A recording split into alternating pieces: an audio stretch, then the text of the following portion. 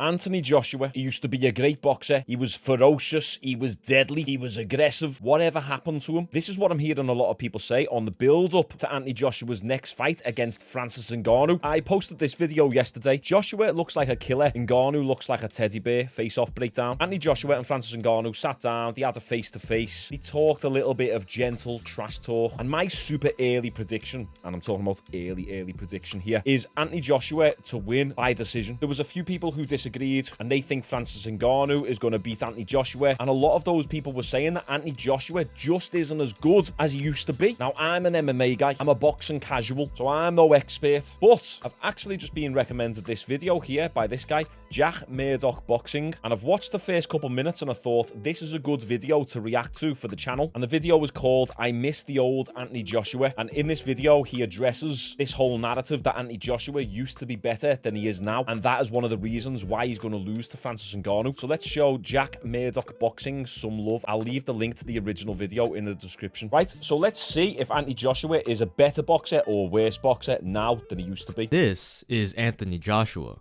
and this is how he used to fight. And Joshua just grins at him, and White is starting to come apart here already. White's got a hold, White's got a hold, he's got a hold, he's not doing it. So aggressive. This is how he fights today.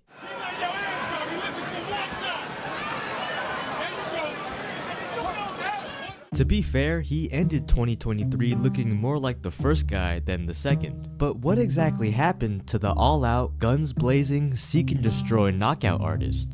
Let's take a look.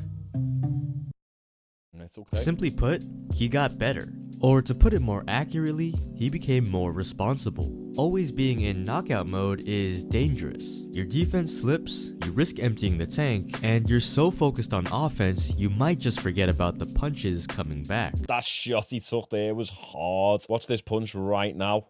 Boom. Oh my days. So the angle that this Jack Murdoch has taken is that Anthony Joshua isn't a worse boxer. He's just got better, specifically with his defense. So he takes more of a measured approach. Let's continue. If Joshua fights Ngannou the way he fought before, he's going to sleep. And at this stage in his career, one reckless mistake could be his last. Early on, it didn't really matter. AJ won his first championship off pure talent and athleticism. But as he stepped up, so did his opponents. He had to learn the hard way. And his first teacher, Vladimir Klitschko. Joshua came out like a what a fight this was. I was on the edge of my seat watching this. Joshua came out like a wrecking ball against old man Vlad, overwhelming the former champ and scoring the first knockdown. We never see Joshua fight like that these days. But as Jack's talking about here, it's probably not a good idea for him to fight like this, especially now with his level of opponents being so good. To power his early aggression, he used all of his energy. The veteran got back up and in the same round, found a home for his punches on a tired, stationary AJ. Joshua was breathing heavy and Klitschko was beginning to land at will. AJ may have won the round, but the seasoned vet was looking like the stronger fighter. Even after the break, Joshua was still gassed, but after scoring the knockdown, he could take the round off and stick and move until he caught his breath. That is, until... You're not landing that one again. But here it comes! Oh, an absolute hard 1-2 that. Let's watch again. But here it comes! You don't get to be the reigning heavyweight champ for 12 years without a few tricks up your sleeve. Dr. Steelhammer's explosive straight right sent AJ to the canvas for the first time in his career. Fair play to Joshua getting up from this and recovering in the way that he did, because that was a hard shot, and he was gassed. With one knockdown apiece, this fight just got interesting. But either due to old age or perhaps not wanting to chase the knockout, Vladimir took his foot off the gas. And with youth on his side, Joshua caught a second wind and landed an uppercut from the gods right on Klitschko's chin. To this day, I don't know how Vlad stayed standing. Joshua wouldn't let his opportunity slip a second time and battered the former champ to the canvas en route to an 11th round stoppage. I remember watching this fight thinking to myself, damn, AJ is gassed. He's done. There's no way he's going to come back from this. And he took a round off, got a second wind and smashed Klitschko. And that was one of the first times that I ever remember seeing someone get a second wind in such a significant manner. I'd never really seen that before. Obviously, I'd watched every single MMA fight up until then. But to see Joshua being so done and gassed out to then absolutely dominating the fight, it was mental. Very impressive. AJ was now a 2-belt champion and added a legend to his resume. And after being battle tested in 2017's Fight of the Year, he proved he was the real deal. But the taste of Vlad's best punch would prove to leave a lasting impression. AJ was a little more reserved after going to a 12-round decision for the first time in his career. But it didn't matter. He was now a 3-belt champion and still collecting knockouts. I remember when he got that decision, some people were talking about, oh, it's a boring fight, AJ fought boring. And that's the problem when you're an exciting fighter. Everyone expects you to get a knockout every single time. But it's usually the case as you start going up in competition. Everyone is defensively better, so you naturally start getting less knockouts. It's like the Israel Adesanya effect. Super exciting fighter on the come up, destroying everyone, KOing people, picking people apart. Then all of a sudden he becomes champion and becomes a little bit of a boring fighter. But that's also partially because his opponents have leveled up a lot. He's no longer fighting people outside of the top 10, top 15. He's now fighting people in the top 5. So when fighters go to decisions like AJ did after that Klitschko fight, I just think you can't be too harsh on them. You have to consider the context. Decision for the first time in his career, but it didn't matter. He was now a 3-belt champion and still collecting knockouts. Everything was lining up perfectly for his US debut. He toured New York, promoted his fight on Late Night, and even had a lower-ranked opponent step in as a last-minute replacement. A knockout in Madison Square Garden would send his career to the moon. And in the 3rd round, that moonshot. The reason why I remember this fight so much is obviously I was deep in personal training and owning my own gym, and everyone was slating Andy Ruiz for his guts and his belly, and it kind of done me head in a little bit because people were making out like Andy Ruiz has got no chance of winning this fight because of his physique, and people were screenshotting the weigh-ins of Anthony Joshua standing there at 6'6" with a chiseled physique, and Andy Ruiz, whatever he is, 6 foot or something, with a big beer belly. Like, people were being mean to Andy Ruiz. I kind of felt bad for him. Round, that moonshot was well on its way. A 3-punch combo on the inside snapped the neck of Andy Ruiz and sent him that left hook as well from Joshua is so strong. tumbling. Everyone knew what was coming next. AJ enters beast mode and puts the man to sleep. Even the commentators said, Anthony Joshua is a composed and ferocious finisher. Watch this. Enter AJ's second great lesson. With the knockout on his mind, Joshua stepped back into the Even that right hand that Joshua landed on Ruiz there, crazy power. Watch. knockout on his mind. How did Ruiz take that? But once again, this is when Joshua wasn't as defensively sound and he was more so an aggressive, offensive fighter. And Joshua stepped back into the fire. What no one expected, however, was the short, fat underdog to stand toe-to-toe with the champ. Andy's Jack Murdoch saying it as it is there, the short, fat boxer, Andy Ruiz. was the short, fat underdog to stand toe-to-toe with the champ. Andy's fast hands clipped the Brit right on the temple, and he was never the same. AJ lost his legs, his equilibrium, and the will to engage. 3 more trips to the canvas, and it was called off. The upset of a generation. The embarrassment of a generation. The Klitschko fight was rough, but he did get up and win with a knockout. This fight was not just a loss, but one he was winning and blew against the underdog. Absolute nightmare. Andy Ruiz was game AF in that fight. Something had to change, and it did. In the rematch, we saw the most poised and disciplined Joshua yet. Perhaps not as exciting as before, but he got... I remember going to this fight and having a few pints, and it was a little bit more of a boring fight. But Anthony Joshua had done what he needed to do and easily outboxed Andy Ruiz. And I believe him losing to Andy Ruiz was the start of him becoming a better boxer, being more calculated and choosing his shots better, fighting a little bit more like a boxer instead of a brawler. Also flatlined Kubrat Pulev, and it looked like his second reign as champion was gonna be a long and prosperous one. Then came the Ukrainian master, Alexander Usyk, in front of 68,000 of AJ's friends and family, put on the performance of a lifetime. Despite being vastly undersized, his footwork, pace, and pressure were too much for the champ to handle.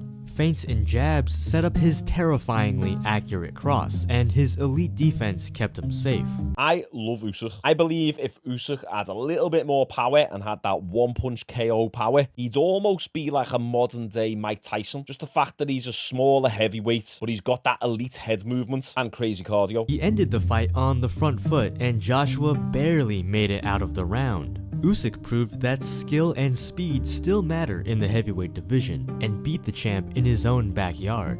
And a year later, he did it again. Anthony Joshua had been humbled for the third time, and every time critics called it the end of his career. However, if we've learned anything from AJ, it's that he lives in the gym, takes his L's with grace, and always comes back better. Of all the elite heavyweights, he is the best athlete, and seems to be the only one that still has his heart in it, evidenced by the fact that he dedicated 2023 to sharpening his skills and clawing his way back to a title shot.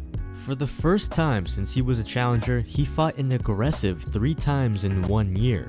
Right, this is perfect. Wow, okay. Great work on this video, Jack Murdoch. This is really, really good. So what he's done here, he's made a little bit of a chart. Let me move my face out of the way, actually. So we got the number of fights on the y-axis, and then the year on the x-axis. We can see in 2014, he had 7 fights. That's crazy. Even 2015, 5 fights. Got his first championship in 2016, 3 fights. And then from 2017 to 2019, he was only fighting twice, which I think is fine. If you're fighting twice a year, I believe that's the bare minimum that you can get away with before you start struggling, because activity is so important. And here we can see in 2020, 21 and 22, he only fought 3 times across those 3 years. Activity is such an important part of winning, not just in boxing but in MMA. You guys know I talk about that all the time on this channel. Activity, activity, activity. It's one of the main things I look for when making a prediction. Who has been the more active fighter? And obviously in these years he struggled. Then he made the comeback last year, 2023, and fought 3 times. I wonder if he's going to be able to keep that up again. If he beats Francis Ngannou this year, will he then fight Fury maybe sometime in the summer? Or Usyk, sorry. And then if he wins that fight, will he fight again at the end of the year, or will he take some time off? But I think we're definitely going to see Joshua fight twice this year. But I like this graph that Jack's made. It kind of shows you the importance of activity. A routing against Jermaine Franklin, a savage knockout over Robert Helenius, and a systematic breakdown of Otto Wallin. Were they as exciting as his prospect days? Maybe not, but an exciting, barbaric, heat-seeking missile isn't what he needs to be right now. He needs to be a champion, and champions are economical, smart, and disciplined with measured aggression. That's the AJ we saw this past year. The thing is, those guys he beat weren't exactly championship material. Challengers maybe, but nothing compared to Joshua's next fight. Yes. Francis Ngannou. Ngannou is a completely different animal, and I believe for Anthony Joshua to get this win, he obviously has to be measured and calculated, but I do believe he's going to have to turn on that aggression a little bit more than maybe in his last 3 fights, just to gain Ngannou's respect. Francis Ngannou wasn't really worried about Tyson Fury because Fury hasn't got that one-punch KO power, but Joshua has, and I think if Joshua can land a few good hard shots on Ngannou, it'll gain him some respect, and it'll make Ngannou a little bit more hesitant to throw. Francis Ngannou. Now, I'm not saying Ngannou is some elite boxer, but he did do this to Fury. He's got a great chin and lights out power, and a lot of people think he's gonna retire AJ with a knockout. Based on the Fury fight. Oh yeah, so that was the same punch right there, wasn't it? Francis Ngannou caught Fury with that left hook. Andy Ruiz caught Joshua with that left hook. So don't be surprised if Francis Ngannou's camp fine-tuning that left hook to try and look for it against Joshua. AJ with a knockout. Based on the Fury fight, I don't blame him. But here's what they don't understand about Ngannou's boxing debut. Fury fights to the level of his opponents. He overlooked the MMA fighter and thought he had an easy payday. But now that there's footage for Joshua to study, he'll have a game plan, whereas Fury fought off instinct alone. Joshua should look to box from the outside, throw a million jabs, and stay out of a firefight. The AJ we saw in the Ruiz rematch with the cautious offense we saw last year might be his strongest form yet. One thing is certain, Joshua is a smarter fighter today than he was 5 years ago. Less aggressive maybe, but like all great champions, he's learning from his losses and honing his craft. I think we're gonna see a smart, composed fight from the 2-time champ, but who knows, it's heavyweight boxing. Let me know in the comment section who you think is gonna win. Fantastic video by Jack Murdoch Boxing there. I'm going to give him a subscribe. And that reminds me, make sure you guys are subscribed. A lot of you watch my videos all the time and you aren't actually subscribed, and we upload every single day. So I'd say this somewhat settles the debate. Is Joshua a worse fighter now than he used to be? Not really. He's just a little bit more measured and defensively sound. Is he less aggressive than he used to be? Yes. But that doesn't mean that he's worse. You notice this with a lot of fighters. As they get better, as they move up the rankings, they have to use a little bit more of the fight IQ. They can't go in there all guns blazing, because that's how you get caught. And I believe Joshua has made some good adjustments. Now, Francis Ngannou, I believe, will be a lot better from the Fury fight. So, who is going to win this fight? I actually think it's a hard one to call, to be honest. I'm going with Anthony Joshua by decision, just because Francis Ngannou has got such a good chin, and I do like the improvements that Joshua has made. With Francis Ngannou, even though we've seen him fight Fury, it's still the unknown, because you can say with the Tyson Fury fight, the Tyson underestimated him. But once again, one fight isn't quite enough to determine how good Francis Ngannou is at boxing. But Anthony Joshua, we've seen him in a few dozen fights now. Francis Ngannou, we've seen him in one boxing match. So I think it's tough to call. What do you guys think about Joshua? Do you think he's better than he used to be? Do you disagree with anything that was said in this video? Comment your thoughts down below. Let me know. Make sure you like this video, subscribe for daily uploads, and I'll see you tomorrow.